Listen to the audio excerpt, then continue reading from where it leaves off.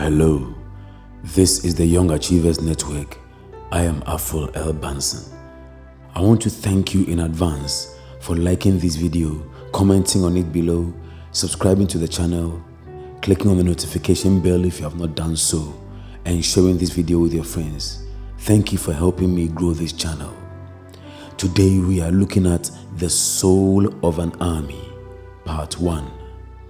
This topic is so deep that I can't finish it in one take, and so I've decided to split it into two. The soul of an army. What is it that makes the military so efficient, so effective, so robust, so fearless, and so manly in nature? What is it that causes them to rise up in the face of danger, confront and overcome that danger, and bring peace to the nation that they defend?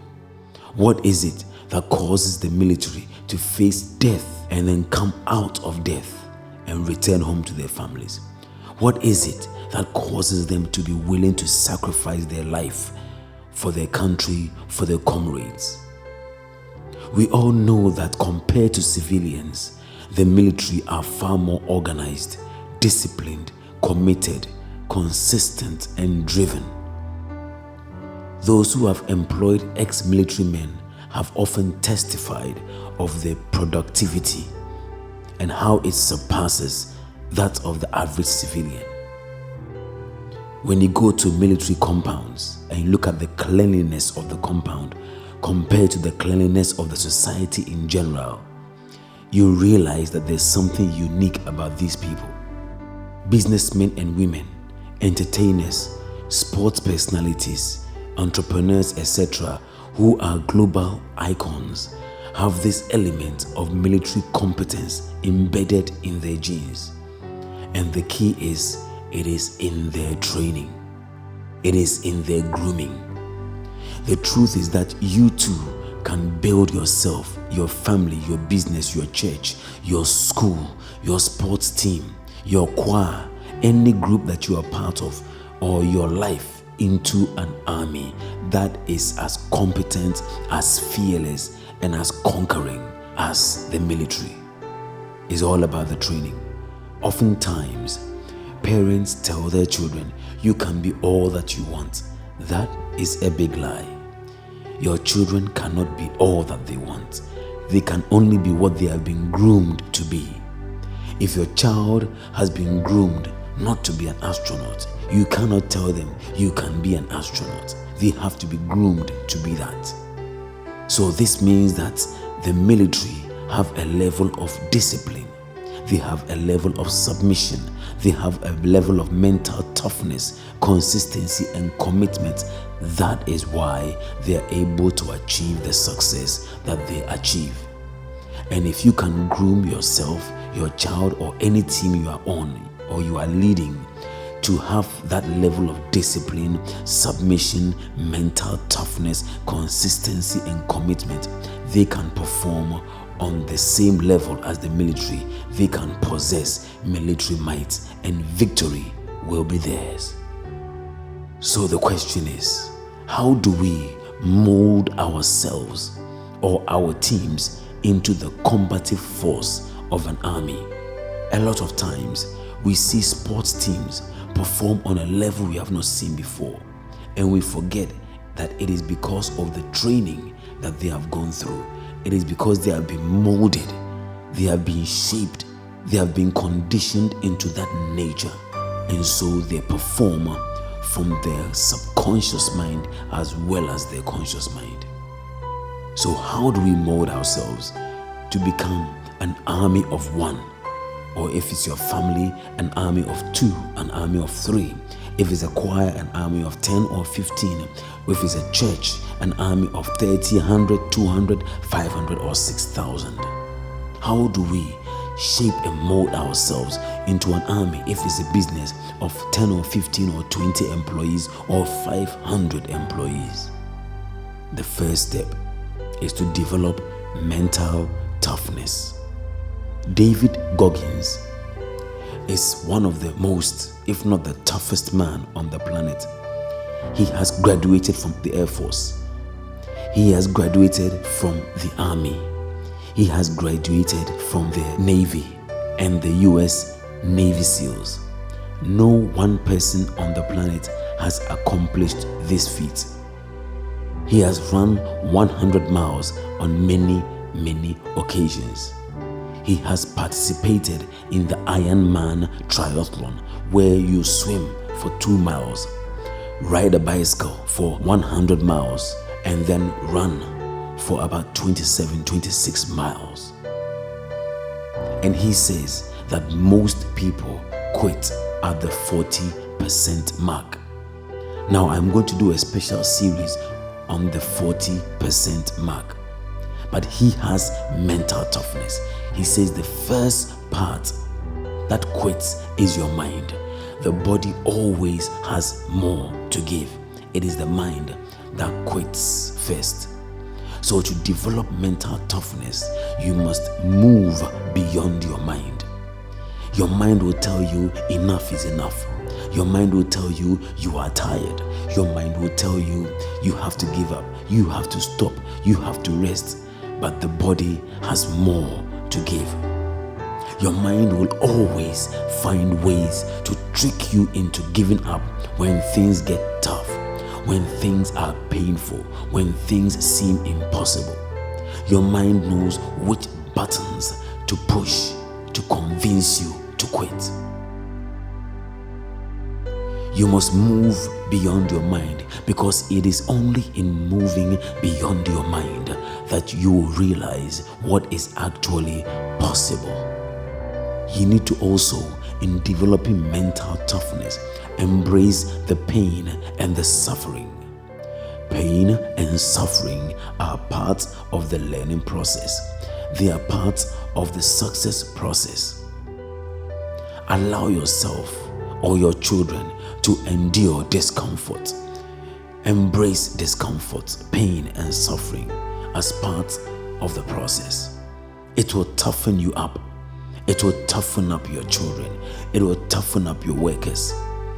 It will help you conquer your fears. So every now and then, give yourself a challenge that will cause you to toughen up.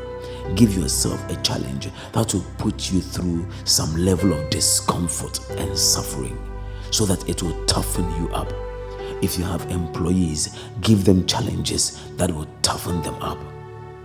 Because when you are toughened up, you will conquer your fears. The thing that you feared will be conquered. You must also confront your fears and challenging issues. Any issue that is challenging must be confronted. Your fears must be confronted. When I was organizing our piano concert last year and the budget was over 19,000, it was a little fearful, I must confess. But I decided to confront that fear. The budget for the previous year's concert was 2,600. And so it would deem business wise and business logic maybe to have a budget of 5,000. But I stretched myself to go beyond the 2,600 and go way up to 19,000. And you know what? It was a success. Everything was paid for. So confront your fears and any challenging issues. This will cause your mind to expand. When the mind knows that there is no way out and this is what you must do, it finds a way to expand and overcome the fear and overcome the challenge and its limitations. It will condition you to reach for more. And when you reach for more, you will attain more. What you reach for is what you will attain. Secondly, as you go beyond your mind, get exposure to discipline. Make discipline your daily meal 3 times a day. Let it be your snack. Let it be your drink. Let it be your water. Let discipline be the air that you breathe.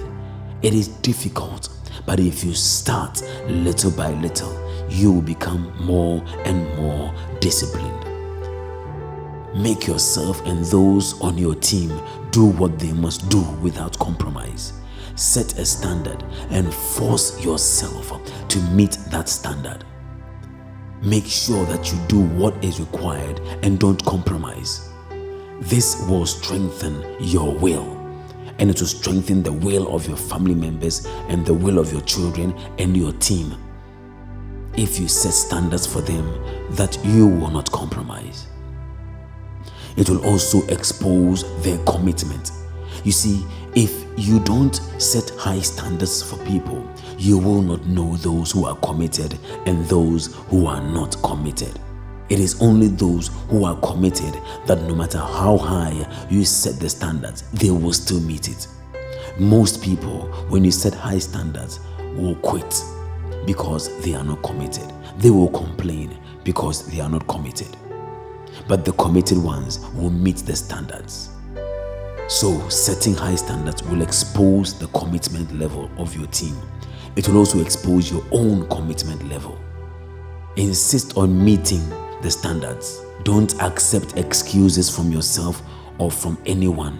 Do what must be done. It will again force your mind to find a way to do what needs to be done and expand. It will unleash new levels of creativity, new boldness, and new confidence, and a new will and drive to move higher. Finally, after you've gone beyond your mind and you've exposed yourself to discipline every day, get into the school of hard knocks. Gain admission into the school of hard knocks. Don't be afraid to get hit in life. If you're gonna get hit in life, you may as well get hit standing for something. Don't get hit standing for nothing. Get hit for something. Stand up for something you believe in and get hit by it. So the first thing in gaining admission into the school of hard knocks is you must endure the pain and the discomfort. Don't just embrace it as we said in the first part, but now you must endure it for as long as it will last. It will reveal who you really are and carve yourself and team into shape. It will reveal the real you. When you endure the pain and discomfort, you will now see your limits. You will see your mental limits. You will see your emotional limits. You will see your physical limits, and you will be able to step beyond them once you see those limits. Go beyond your comfort zone. Growth, productivity, success is outside our comfort zone. Be strong and hold your head high. Never put on the face of a loser or a coward when you go through tough times. In the school of hard knocks, every day is tough. And so hold your head high and put on that tough face. Avoid feeling sorry for yourself. When you put on that tough face and you avoid feeling sorry for yourself, it will boost your team's confidence. It will boost your own self-confidence. It will keep your testosterone levels up and reduce your cortisol levels. Now, your cortisol are the hormones that cause stress. By keeping your face up, holding your head high, and straightening your body with your chest out and facing your challenges and not feeling sorry for yourself, not slouching your shoulders, will reduce cortisol levels and it will boost testosterone levels. Finally, allow the hard knocks to whip you into shape. Say yes to the hard knocks because it will make you unbreakable. The hard knocks will make you tough. It will make you anti-fragile. You will be able to endure whatever difficulty that comes your way.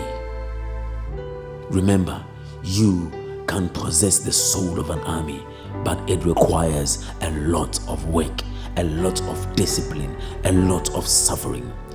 You can use these principles to drive your business forward, to drive yourself towards success, whether it is academic success, sports, business, finance, marriage. Ladies and gentlemen, the soul of an army is yours for the taking. All you need is to pay the price. This has been Afful Elbanson. Don't forget to give me the thumbs up. Sayonara.